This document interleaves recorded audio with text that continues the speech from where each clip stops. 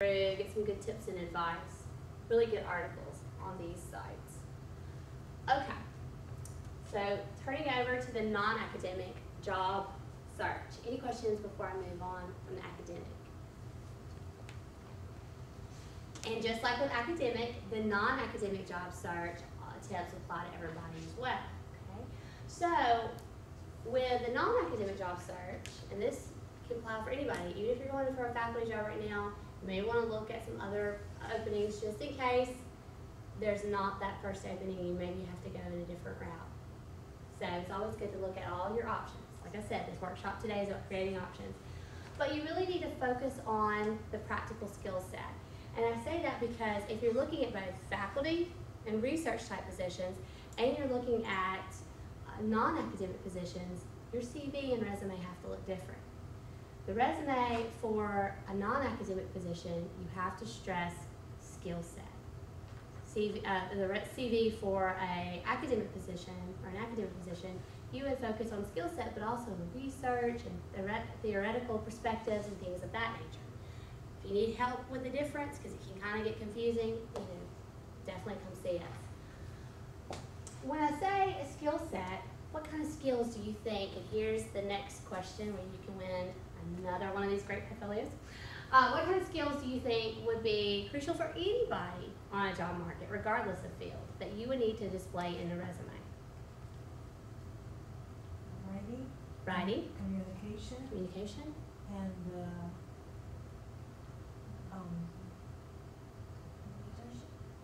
leadership. Okay. Creative. Okay, well, I'm going to give this to her. What's your name? Did you answer first?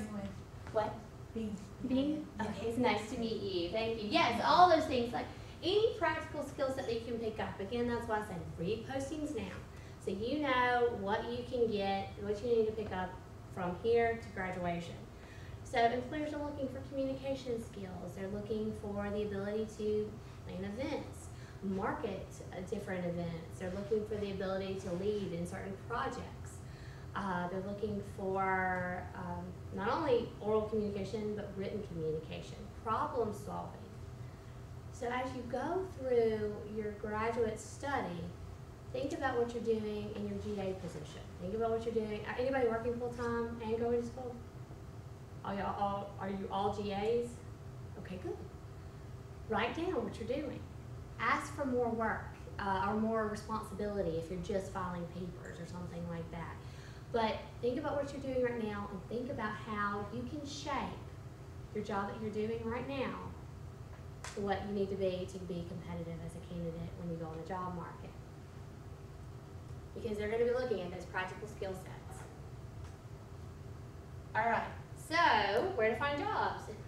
The Career Center.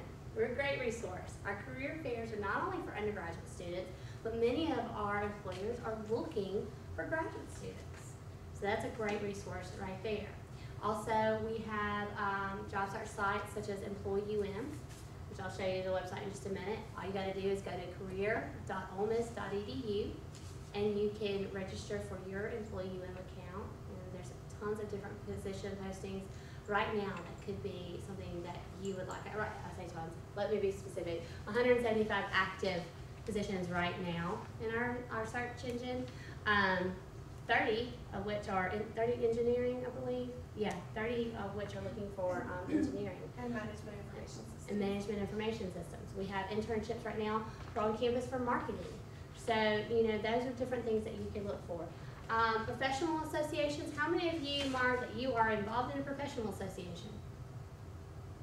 Time to get involved in one. Student associations work, okay? But you definitely need to be involved in professional associations. The thing about these things, professional associations, even if you can't afford to go to a conference, which is the ideal, and hopefully your department maybe funds for you the opportunity to do so, if you pay your very low student fee, because it shoots up after you graduate, to be in a professional association, they will post jobs there first sometimes, and they will post anywhere else, and members only can see these job postings. So it's really beneficial to you to join a professional association. It's also beneficial because it looks really good on your resume.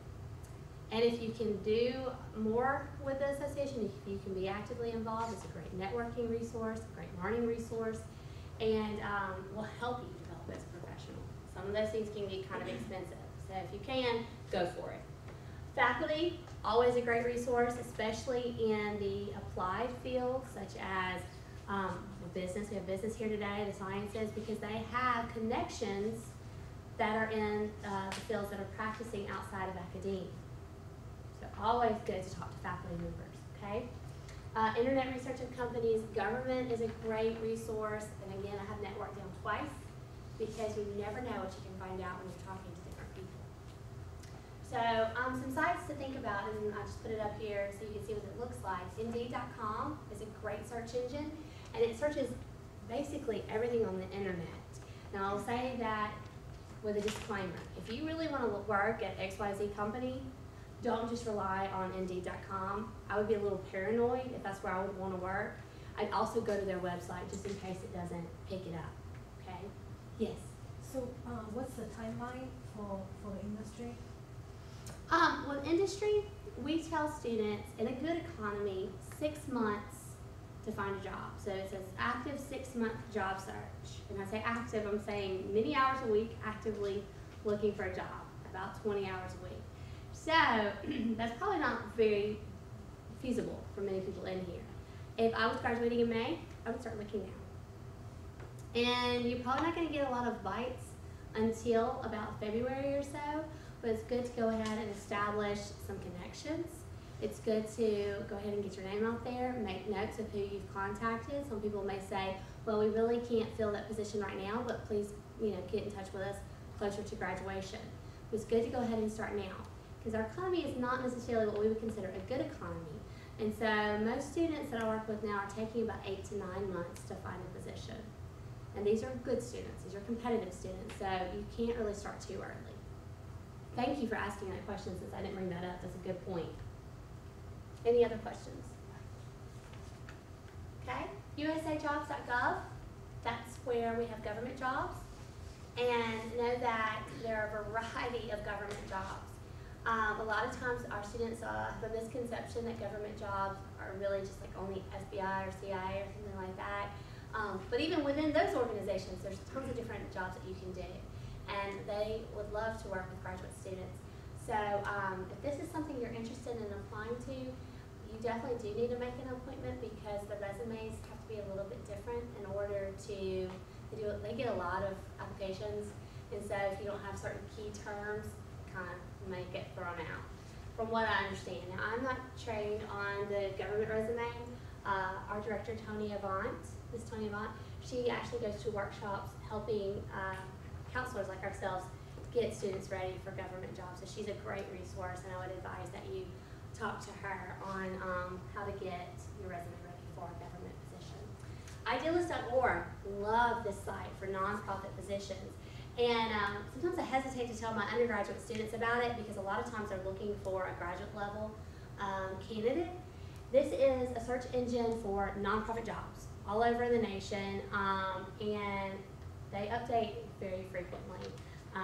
Even just in the state of Mississippi, you'll see an update almost every week. So this is a really good source to use for a variety of nonprofit positions. And like I was telling you earlier, Employee Web, great resource for you to have. And that is the University of Mississippi specific. Okay, so employers post jobs there looking for Ole Miss students or graduates. And Google. I always say Google is your friend. When in doubt of even where to look, just start with Google. And it really will help you come up with some different resources. Okay, so always, when in doubt, always turn to Google, right? Okay, if you leave here today with one thing in your head, I want you to write this down and remember this.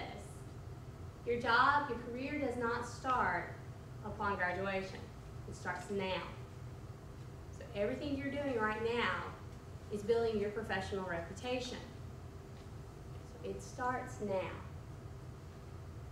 With that said, you need to start thinking about how you want to be known.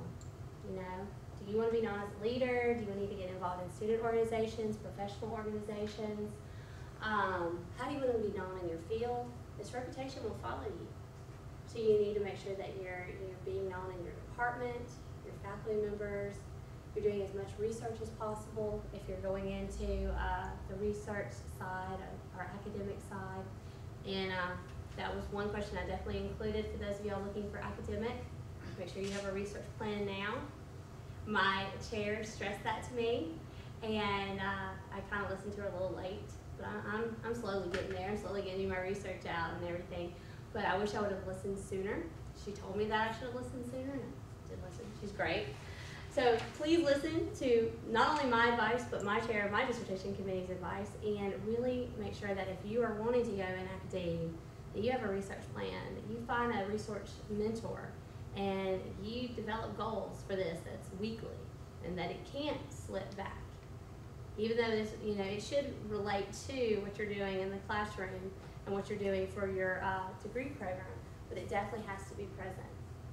So that is one way of being that professional right now. Decide who do you need to know. And dream big here. Again, I'll refer back to myself. When I was working on my dissertation, there was a author, a researcher that I really admired in graduate studies. I studied graduate students, by the way. That's my research area, graduate education. And Chris Gold is, Dr. Chris Gold is a wonderful contributor to that research. And I used her in a lot of my work in my dissertation, and I needed something that she actually had. I needed a questionnaire for my dissertation. And so my chair said, well, just email her. I was like, oh my gosh, I've been reading this lady's work forever now. I was like, just email her. To me, she felt famous, because I'm sure that y'all have read researchers after a while that just start to feel kind of famous to you. But I needed to know her. And she responded in about an hour, which was just, of course she's another, working professional in the field, but I admired her so much that it was such a neat experience for me to have that response back immediately, and I still refer to her a lot. But decide who you need to know and dream big. A lot of these people are a lot more attainable to reach out to than you would realize. And consistently nurture relationships. Networking is a two-way street, and you have to keep it up. The best example that I could give you is one of my friends from undergrad. We were both psychology majors together, and I graduated a year before he did, and went on to graduate school. I entered a master's program in college counseling and student personnel services. And then the next year I was working, and he wanted to do the same thing. So I helped him through that process. He wanted to go into the same program, and I kind of pulled him up. And then after working for about a year, he was a GA in the graduate school, and I wanted to get into the PhD program in higher education administration. And so he kind of helped me through that process, because he knew the answers of how to go through that graduate admissions process. So we kind of joked that he kind of pulled me up at that point. And then after I was in the PhD program, he decided that after working for a little while, he wanted to do the PhD program in another school. But I helped him go through that process as well. So we laugh that our whole relationship, our friendship, has been one of us steps forward, pulls the other one up, the other one steps forward, pulls the other one up. And that's what a true networking relationship should look like. And it can be your friends, it can be your family, it can be faculty members. Another good example with nurturing relationships, and it's so easy to do now, once you meet that person, and this is so crucial as part of your plan, don't let that relationship go. Make sure that you're nurturing it. I have it on my schedule this month to make sure that I contact some of my old faculty members from my school, because I never want to let that relationship, go. You never know when they may need you and you need them. And it's so easy now with email or Facebook or texting or calling, and there's just no excuse not to reach out to people that you've met. Back when it wasn't so easy, when we didn't have that type of technology, I think one great example would be former President Jimmy Carter, whose habit was to end each work day with a letter, a handwritten letter to a person that he had once met. That way he was consistently staying in touch with people. So that's something that, I strive to try to practice. I'll be honest with you, I probably don't reach out every day. But I make sure that I don't just contact people when I need something, but that I truly develop and nurture that relationship, because that's the best genuine networking relationship. Okay, so your plan now, what you're here for today. You take this with you, and today after you leave, you reflect on this. and you need to be